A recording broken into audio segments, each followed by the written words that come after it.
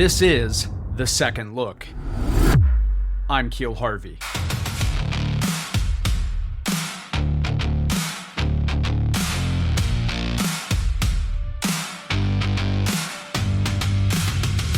Welcome to the show.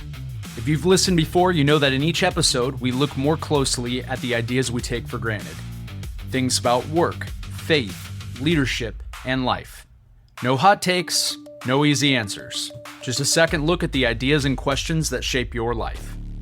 Today, it's a narrated essay, a piece from my Substack upon further examination at keelharvey.substack.com. This one is called The Truth Cynicism Leaves Out. It's about the hardest season of my life, when the cynic in me was right about everything, and why being right never once helped me carry it. You're listening to The Second Look. Enjoy. My grandfather had every right to be a cynic. In the low moments, when everything is going wrong, I remember him. His name was Marvin. At 13, he hitchhiked from Kansas City, Missouri to Oregon to escape chaos at home. His parents had divorced. His father had gone to Oregon to work in a logging camp, and Grandpa thought his prospects were better there than in Missouri. He got caught in Nebraska in a blizzard and sheltered in a barn near the road, coming out only to hitchhike when he saw car lights. In Oregon, as a teen, he worked at a logging camp near Bridalveil in the Columbia River Gorge. At 17, he enlisted in the Navy during World War II and served on a minesweeper in the South Pacific. After the war, he married and worked at the Oregon Steel Mill, where summer temperatures exceeded 120 degrees inside. He loved his wife until he died after 65 years of marriage. He started successful businesses, never forsaking his family's well-being for his ambitions. It wasn't a flashy life, but something much rarer, a good life from hard beginnings. By comparison, I started life on third base, yet I still struggle with something that buries the hopes and dreams of so many: cynicism. Grandpa had little control over what happened to him early in life, but he put his head down and acted on what remained within his control. Cynicism reverses that decision. It prowls through the brokenness in our lives, stacking reason upon reason that action is futile until it persuades us to surrender the tools that are still in our hands. Cynics are usually right, in part. The cynic in me is a master diagnostician, an expert at naming the problem. If root cause analysis were its only task, it would exceed expectations. That alone can be valuable. Companies pay consultants big money to come in and answer a simple question: what's wrong? They pay because it can be difficult for people buried in a problem to see it clearly. What cynics struggle with is the next question: what do we do about it? Turns out there's a big difference between problem spotting and problem solving. Back away from the organizational level and go deeper into your personal life. Examine what you've been cynical about. Is it the repeated failure you can't seem to escape? Is it the argument with your spouse that you can't seem to resolve? When did you decide that problem was unsolvable? Can you ask yourself that question? What did your cynicism do for you? As I think about the moments of deep cynicism in my own life, I can tell you what feelings come to the surface: pain, frustration, anger, regret, shame, and loneliness. These were problems I gave up on. I grew resentful because the problem was big and I was stuck in it. In some cases, the problem really didn't have a solution. My youngest daughter, Raelin, passed away in April 2026. I've written about her death and the grief I've carried since, but I don't want to talk about that today. While that was the most difficult loss of my life, I want to talk about what it was like to live with a child with a terminal illness for which there was no cure and, at the time of her death, no treatment. Raelin's birth was amazing. A healthy, 8-pound baby with a full head of red hair. The 6 years leading to her Sanfilippo syndrome diagnosis were incredibly challenging. This disease is rare and presents somewhat innocuously.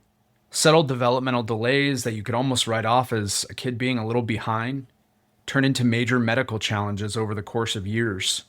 Virtually every child with this condition runs a gauntlet of misdiagnosis among a litany of doctors until the picture becomes clear enough that you reach a specialist who runs a genetic test and confirms your worst fears. Until then, you're trapped wondering, what is going on with my kid? The feeling of being trapped and alone doesn't get any better with a diagnosis. I remember my wife and I sitting in the car holding the paperwork that confirmed the test results, sobbing. Raelin is going to die. I fought against accepting it for a very long time. I don't think I ever fully came to terms with it. But also, I knew. I felt like God in some way prepared my heart for it. The question I lived with in the 2 years after her diagnosis, the one I just couldn't shake, was, how do I live with this reality? Initially, and in the moments throughout, I was very cynical. Nothing was good. Nothing was joyful. Nothing was hopeful because of this truth I had to live with. Those moments cost me dearly. That cynicism, while understandable, did nothing to help me weather the storm, and worse yet, left me unavailable to my wife, my kids, and specifically, Raelin, at the moments she needed me the most. It hid me away in a dark corner of my own grief and shunned anyone who dared to approach. I'm a bit ashamed to say that while cynicism felt right in the moment, it made my dark moments darker, and it clouded everything that was beautiful and good. Cynicism perfectly diagnosed my problems, fixated my worldview on them, and gave me absolutely nowhere to go with them. You may read this and think, Keel, those are totally normal feelings and behavior in that situation. You're right. You're absolutely right. All I'm saying is that they came at a cost and did nothing to help. There was only one thing that did help manage the pain and give me a glimmer of hope: gratitude.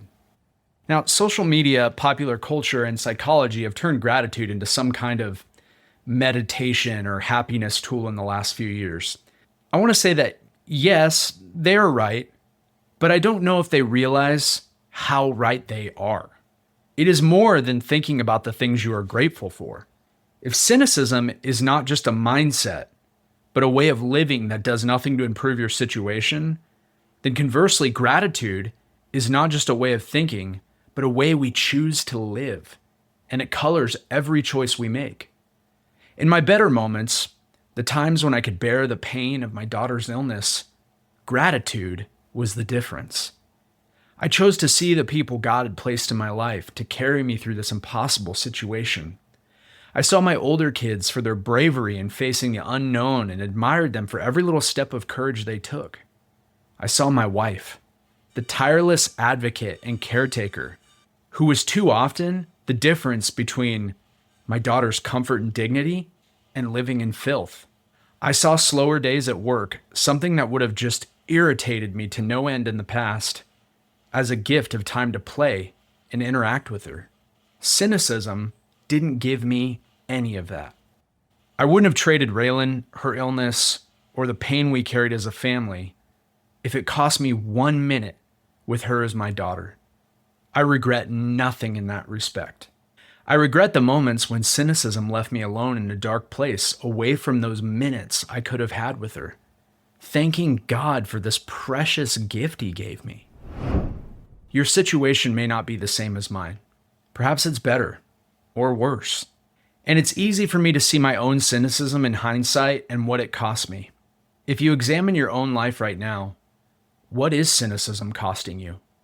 Where could you replace it with gratitude? I asked my grandpa once what he thought the key to happiness was. He said, be happy with what you have and don't want what other people have. I suppose that's gratitude. And he was that way. I never heard him complain. And he was happiest surrounded by the people who loved him. He got a ton of joy from really simple things. You know, in Philippians 4:8-9, the Apostle Paul, who's very well acquainted with impossible situations and hardship, wrote to the church in Philippi as they were enduring suffering. And now, dear brothers and sisters, one final thing. Fix your thoughts on what is true and honorable and right and pure and lovely and admirable. Think about those things that are excellent and worthy of praise. Keep putting into practice all that you've learned and received from me, everything you heard from me and saw me doing. Then the God of peace will be with you. See, cynicism can tell you truths, but it does nothing to help you bear them. Gratitude won't change the truth, but it will help you see other truths, other objectively good things that make reality bearable and, in moments, beautiful. I can't promise gratitude will change your reality, but it may just help you find what we all long for and, frankly, what I believe God promises us in times of trouble: peace. Thank you for listening to this narrated edition of the article, The Truth Cynicism Leaves Out, available on my Substack upon further examination at kielharvey.substack.com. My name is harder to spell than it sounds, so that's kielharvey.substack.com. If you're like me, you've been told a million times that you should read your Bible. To my ears, this falls into the same camp as you should go to the gym. And here's what I've noticed about both. I'm way more consistent when I've got a close friend going through it with me. That's exactly what Rock Reader was built for. You pick a Bible reading plan, connect with a few people you trust, and journal through the Bible together a day at a time. It's private by default, so nothing you write gets seen unless you decide to share it, and it's completely free. No subscription, no in-app purchases. You can download it now at rockreader.com or in the Google Play Store. Grab your buddy and dig into the Word together every day.